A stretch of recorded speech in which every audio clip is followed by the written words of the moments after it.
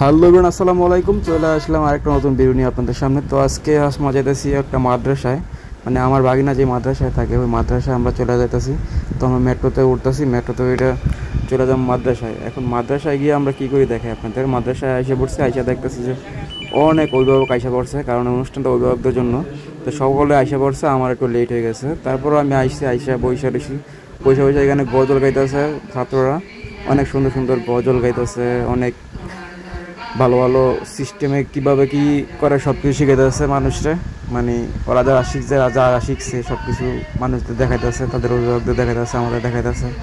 তো কীভাবে কী শিখছে তারা, অনেক নামাজ কীভাবে পড়তে হয়, আজান দিতে হয় কীভাবে, তারপরে লাশ কীভাবে কবর দাফন দিতে হয়, সব কিছু মানে অনেক কিছু শিখেছে।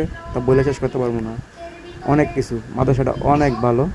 আর মাদ্রাসার পাশেই হচ্ছে রেল লাইন। তো আমরা একটু রেল লাইনের এদিকে গেছিলাম ঘুরতে। তো যখন খাওয়া দাওয়া শেষ হয়েছে, খাওয়া দাওয়া শেষ করে আমরা এখানে রেল লাইনের ভিতরে ঘুরতে এসেছি। দেখি যে বৃষ্টির ভিতরে পোলাবেন টিকটক করতেছে আর ভিডিও বানাইতেছে, বৃষ্টির ভিতরে ছাদের উপরে যাইতেছে এই ট্রেনটা। তো এখানে একটু মজা মাস্তি করলাম বন্ধুর সাথে। বন্ধু হতেছে আমার একটা ভিডিও বানাইতে, আমি রেল লাইনে হাঁটমু। তবে হ্যাঁ একটু ভিডিও বানাই দিলাম। ভিডিও বানাই দিয়া আমরা কী করব ভাবতেছি যে এখন তো চলে যাওয়া লাগবো। তারপরে গেলাম, গিয়ে দিই যে অনুষ্ঠানের প্রায় শেষের অবস্থায়, শেষ হয়ে গেছে।